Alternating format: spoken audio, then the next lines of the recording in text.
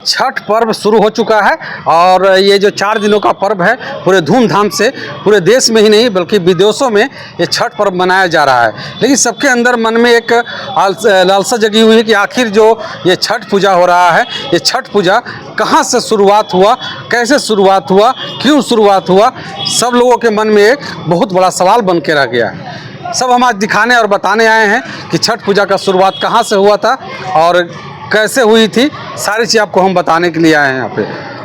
हर लोग बहुत सारे लोग बहुत वीडियो में कमेंट कर रहे थे कि छठ पूजा जो शुरुआत हुई आखिर कहाँ से हुई। तो हम भी सोचे कि इस चीज़ को दिखाना चाहिए लोगों को, क्योंकि छठ पूजा एक हमारे देश का ही नहीं बल्कि विदेशों में एक महान पर्व में सबसे महान त्यौहार जो कहा जाता है छठ पूजा को माना गया है। इसलिए माना गया है कि इसमें हर एक बारीकियों का ध्यान रखा गया है। हर एक बारीक मतलब जो शुद्धता की प्रतीक जो होता है, ये छठ पर्व शुद्धता का प्रतीक माना गया है। इसमें हर एक चीज़ों पर ध्यान रखा जाता है कि कहीं कोई गलत ना हो जाए। यहाँ पे आप सब चीज़ को छोड़ करके 4 दिन उपवास रह करके व्रत को रखते हैं मनोकामनाएं पूरी करने के लिए। यहाँ पे ऐसी मान्यताएं हैं, यहाँ पर आने के बाद लोग ऐसा कहते हैं कि यहाँ जिनको संतान प्राप्ति नहीं हो रही है, यहाँ के मन्नतें मांगते हैं तो सूर्य भगवान की उपासना करते हैं तो उनको संतान की प्राप्ति होती है। मैं बता दूं आप लोगों को कि ये छठ पर्व वही पर्व है जिसमें डूबते हुए सूरज को अर्घ दिया जाता है। सबसे पहला जो अर्घ दिया जाता है डूबते हुए सूर्य को दिया जाता है। इसके बाद सुबह में उगते हुए सूर्य को अर्घ दिया जाता है। सबसे बड़ी बात इसमें यही है कि आज तक आप लोगों ने सुना होगा या कोई भी त्यौहार में देखा गया होगा कि उगते हुए सूर्य को अर्घ दिया जाता है, लेकिन डूबते हुए सूरज को अर्घ देना सबसे बड़ी बात होती है। यहाँ पे वही सब बहुत बड़ी बात है। हम इस चीज़ को और इसलिए दिखाने आए हुए हैं कि हमारे सामने जो देख रहे होंगे आप, ये एक तालाब, बड़ा सा तालाब, यहीं से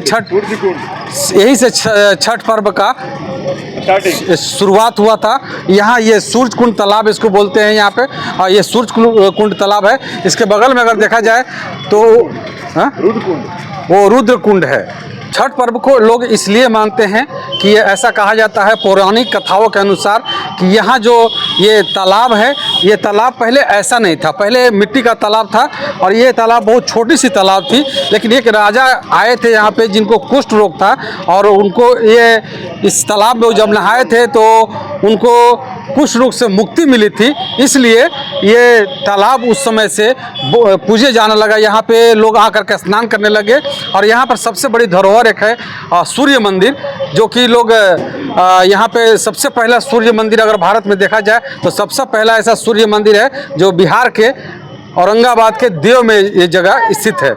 मैं आपको फिर से जानकारी के लिए बता देता हूँ कि ये जो जगह है बिहार का औरंगाबाद का देव बहुत पहले सुदृढ़ इलाका था, लेकिन अब मशहूर जगहों में आने लगा है तक, क्योंकि देश भर के लोग यहाँ पर आते हैं, विदेशों से लोग आते हैं यहाँ पे छठ पूजा करने के लिए। इसलिए यहाँ की मान्यताएं बहुत बढ़ गई हैं।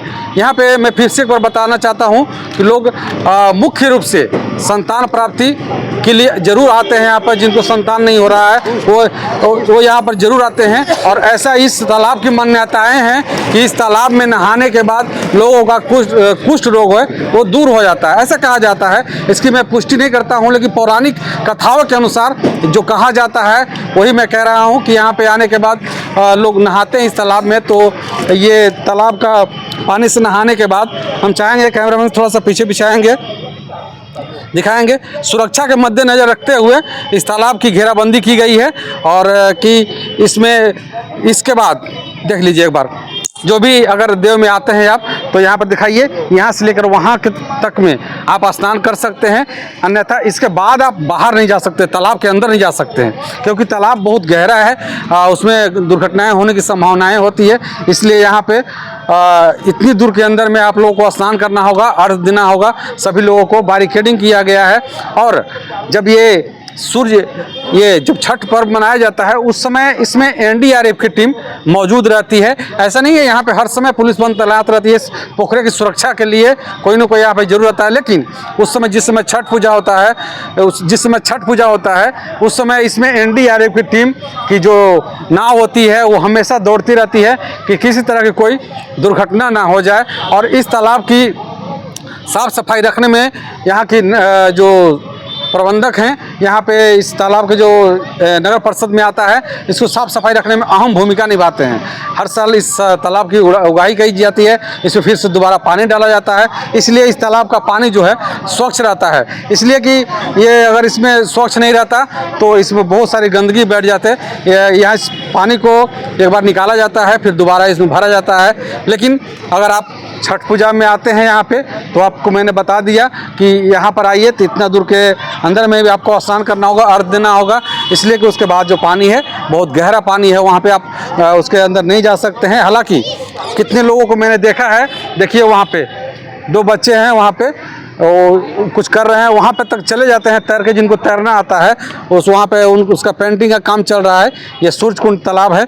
बाकी बात ये जानकारी आपको कैसे लगी ज़रूर बताइएगा आप, और वीडियो में आपको दिखाने की कोशिश करेंगे, प्रयास करेंगे कि यहाँ का सूर्य मंदिर जो है कैसा है, ज़रूर बताएंगे। बहुत बहुत शुक्रिया, आभार, जय हिंद।